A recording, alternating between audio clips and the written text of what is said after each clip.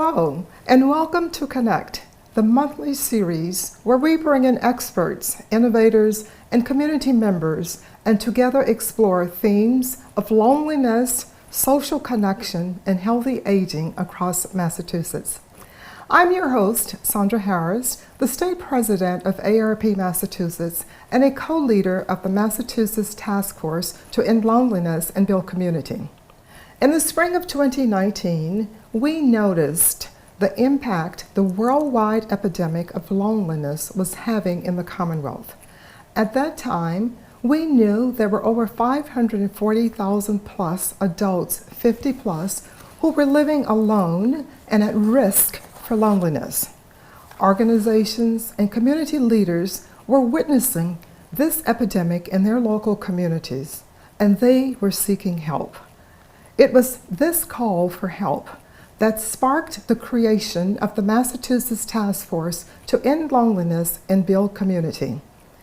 What started as a small group of partner organizations coming together to combine their resources and ingenuity in 2019 is now a statewide coalition of more than 103 members and thought leaders representing over 45 statewide organizations dedicated to the mission of ensuring all residents of the Commonwealth feel connected and experience a strong sense of social health. You can learn more about the work of the task force by visiting endlonelinessma.com. During the last year, we expanded our leadership structure. Jean Bushnell, Director of the Billerica Council on Aging, and Jennifer Raymond, the Chief Strategy Officer at AgeSpan, have joined Caitlin Coyle and me as co-leaders.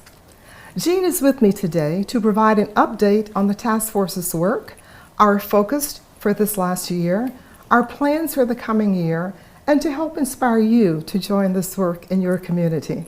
Welcome back, Jean, and thank you for being here and for stepping up to this co-leadership position. Thank you so much, Sandra, for including me in this work. Really appreciate it. Okay. Jean, what inspired you to raise your hand to help lead this work?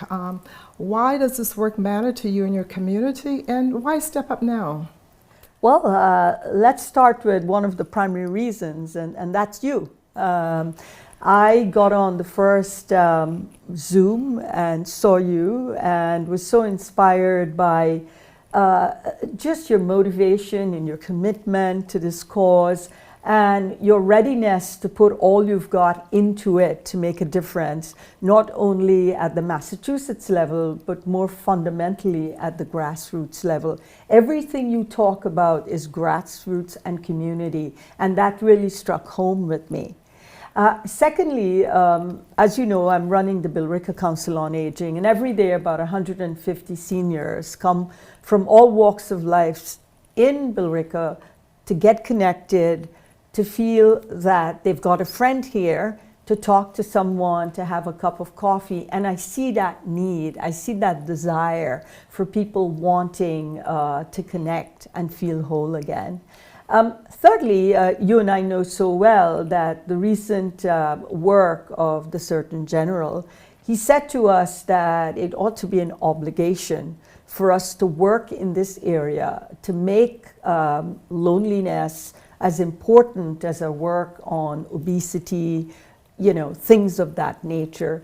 And lastly, a long time ago when I was at Lifeline Systems as part of the marketing department, the call center would report that about 90% of the calls for help were actually accidentals.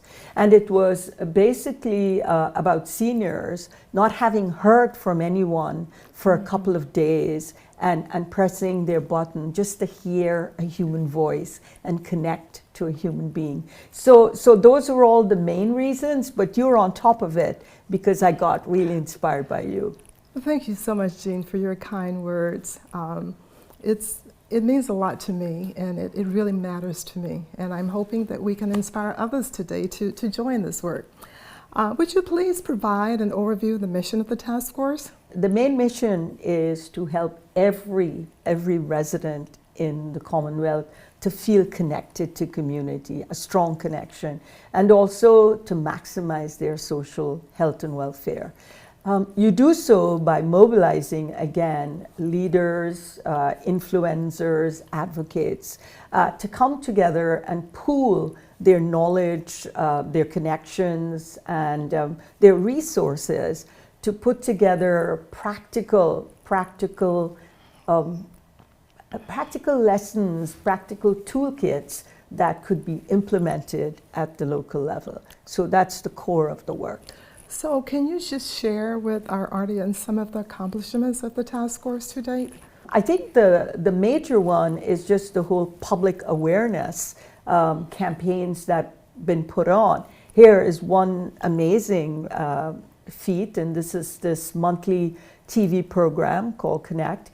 This is reaching thousands of persons who are getting to learn more about the movement and what's going on.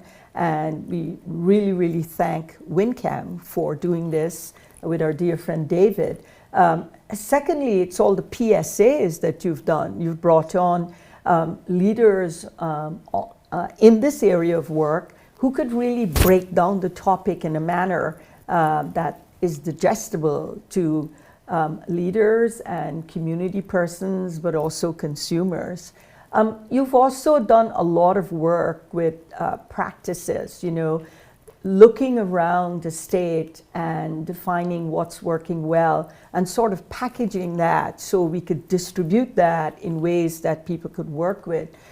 You've also done work to sort of address the digital divide and helping to bring about intergenerational work, And one of the larger accomplishments is the annual summit that you're hosting on the National Good Neighbor Day.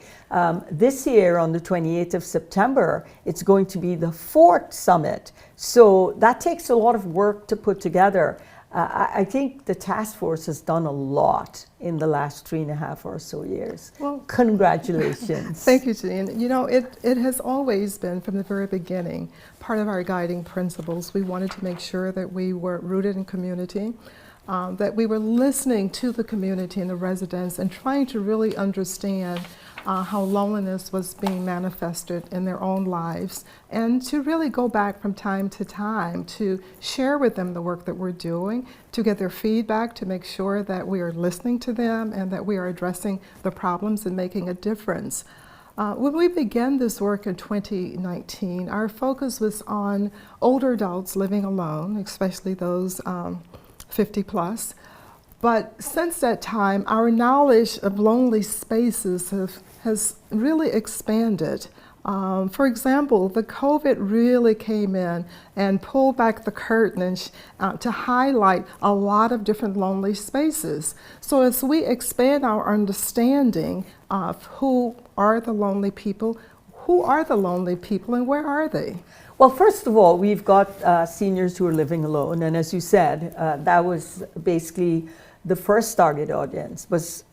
As the work expanded, we've come to recognize that we've got young people between the ages of 18 and 25 who are just as lonely. We've got young mothers, we've got caregivers, we've got members of the disabled community, persons with disability. We have members of the LGBTQ plus community. We've got new immigrants, we have persons of color. They are all our neighbors and they need to be included in this work. Their loneliness is just as important as the original loneliness that we identified. Okay, good.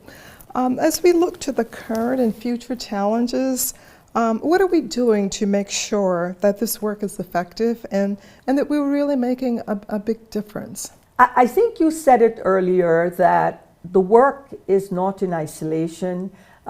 It's not in an ivory tower. You are gaining feedback from the communities. You're learning at the granular level what works and what have they also led with that we could borrow from them, package and move forward with.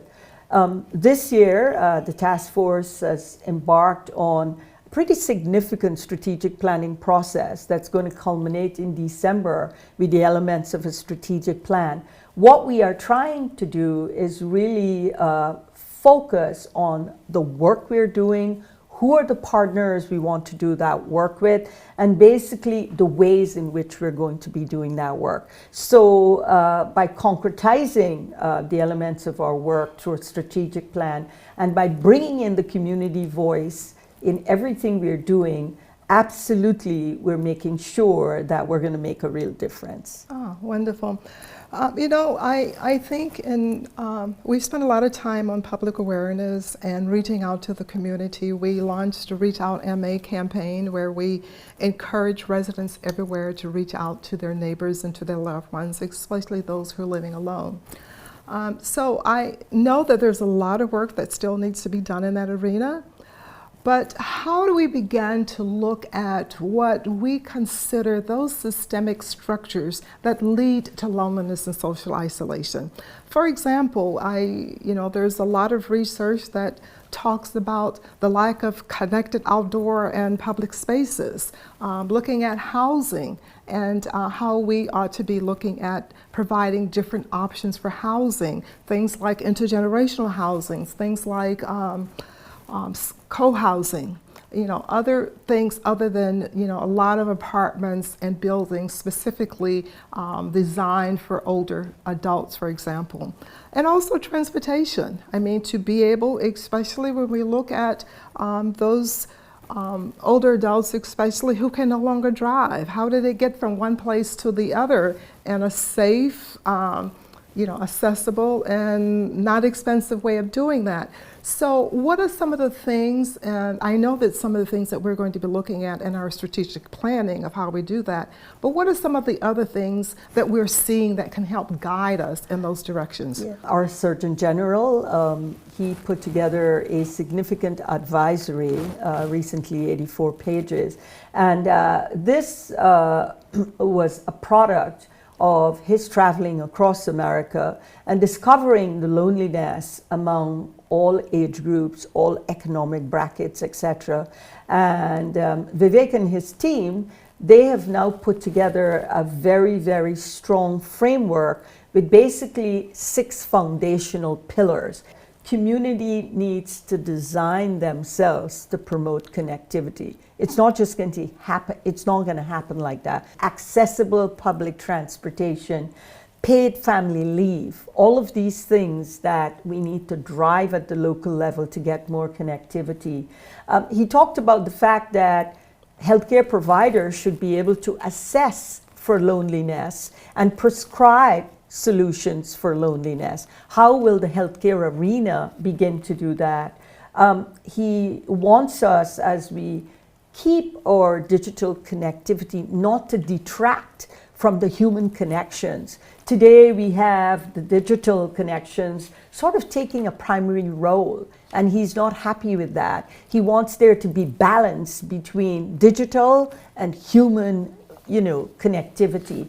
He also talked about the fact that we must keep understanding this topic and digging deeper and bringing in new voices to make that happen.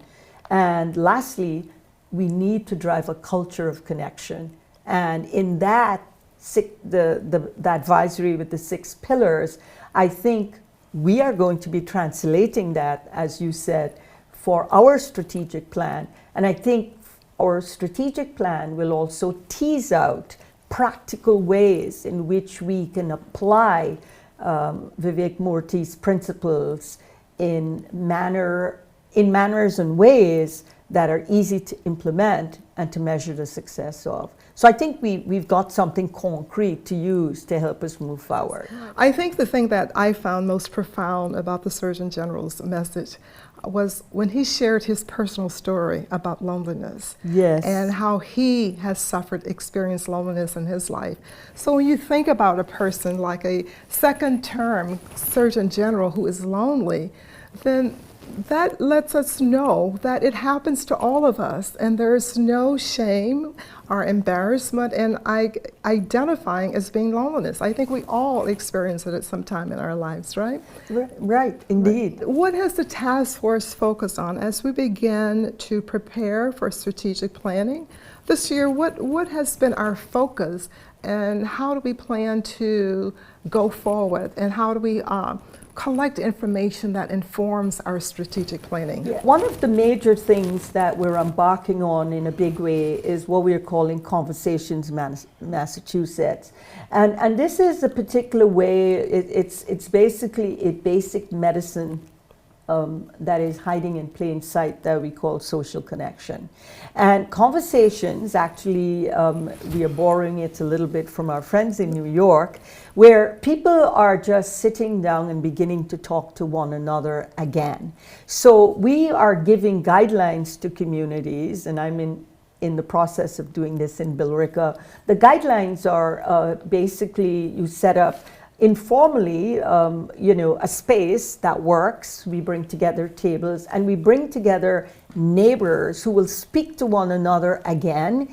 We want to keep the topics very informal. For example, if a table of four would like to just look at photographs and talk about, oh, this is my granddaughter and what joy she brings to me, the others will keep talking about it. But it's a simple structure where we come together again to laugh together, to share the deep things that are happening inside of us and recognize that long ago we used to do this. We lost much of it during COVID. We lost a lot of it because of the digital divide. And it's a simple principle of let's talk to each other again. So Conversations Massachusetts, you've prepared a guidebook that you're giving to communities to utilize.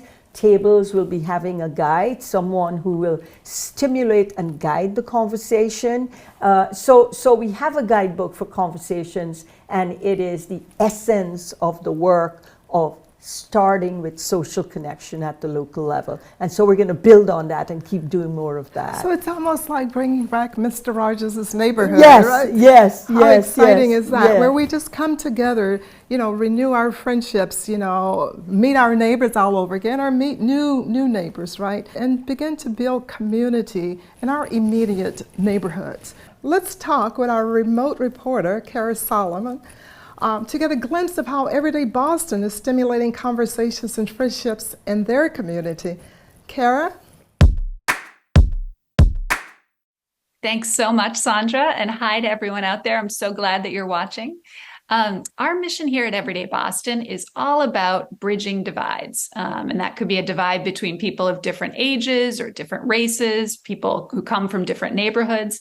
And the way that we bridge these divides is by encouraging people to share their life stories with each other. And so I want to introduce you to some of your neighbors in Boston who are part of this movement to strengthen curiosity and connection all across the city.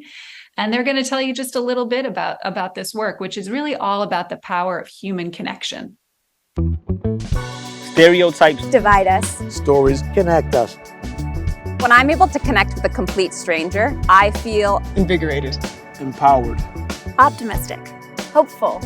Strangers are just neighbors that you don't know yet. every day. everyday Boston.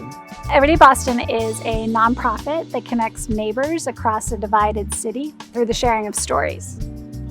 When the world is super divided and really isolated because of the pandemic, because of political issues, Everyday Boston's mission becomes a lot more important and a lot more relevant because it teaches people how to connect when it's the hardest to do so. The story takes down the physical boundary and creates the connection. As a reporter for several years, it felt important to be able to hand over a tool. We run workshops that strengthen the listening and communication skills of Bostonians of all ages through the activity of learning how to interview somebody else about their life. We do that in schools and in neighborhoods and in workplaces and in prisons. When I'm interviewing somebody, I'm learning that person. I'm lifting somebody else up and others are invited to experience that. That's an awesome feeling to me. The skill that I learned the most is how to listen well, how to empathize with people you've never met. We provide people with the opportunity to use those skills through story collecting projects and story sharing events to connect with neighbors they might not otherwise know. By storytelling, we get that empathy, we get that connection, you get that love. If I didn't hear Kathy's story, I would never know Kathy. I love Kathy to death. Judge is like a movie star to me, but he always picks up the phone for me. The only friggin' thing he doesn't like when I smoke a cigarette, but that's too bad. for us to understand the importance of unity. Don't have anything to do with color of your skin. The city needs this conversation. This is where democracy began. We like to gather in small groups and tell stories. We had that once. It's time to get it back. I had the opportunity to recently join up a curiosity and connection training through Everyday Boston. I had the privilege of getting to know Dana. Sometimes you could hear something from a person that you never knew, and it changes your whole life. After some really great advice that Dana gave me, I ended up writing it down and putting it on my desk, and I look at it every day. Everyday Boston had done a great job on getting us together. Get somebody like George that just got out of prison, and so what? He still got 2 legs and breathes just like I do, and cares about me more than many of them that never been to jail. The first day I got out of prison, I was afforded the opportunity to actually engage in the Bridge Project and interview elders in my own community. So the Bridge Project teaches communication skills through workshops and programming, and once you come out, you have the opportunity to apply those skills on the outside. For me, it's very edifying. One of the things I think Everyday Boston does so well is connect on a real grassroots level, individual to individual, story to story. We really believe that stories are the gateway to human connection. Our vision is to make Boston the most connected city in America.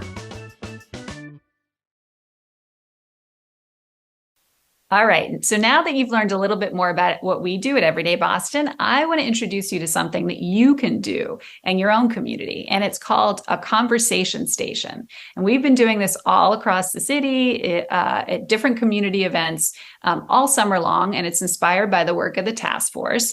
And it's super simple. So I'm going to take you through it. All you need is a table, really. And some story prompts and a friendly human being who wants to connect with other friendly human beings. And so here's what it looks like. You choose a story prompt, and this can be anything from, tell me about your first crush, or tell me a big risk you took, or, tell me your biggest adventure, right? And you lay these story prompts on the table, and folks can come up and choose one prompt, and then they just sit down and have a conversation with the person at the table. Right? And they meet somebody that they might not otherwise have known, or they get to know them a little bit better.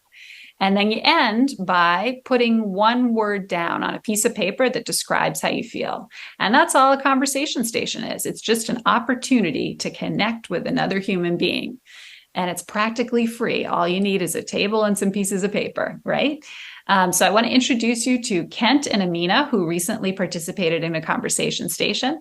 And here we go.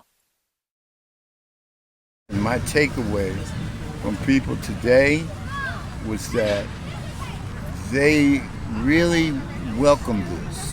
People don't ordinarily get out to conversate with people they don't know. They just don't do that for whatever reason.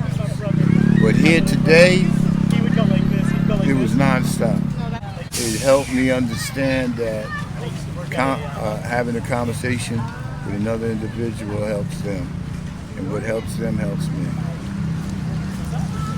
You were having a bad day yourself when we started. Yes, I was, and now can't remember about how the bad day started. I really don't, because interjecting with others is like a pain pill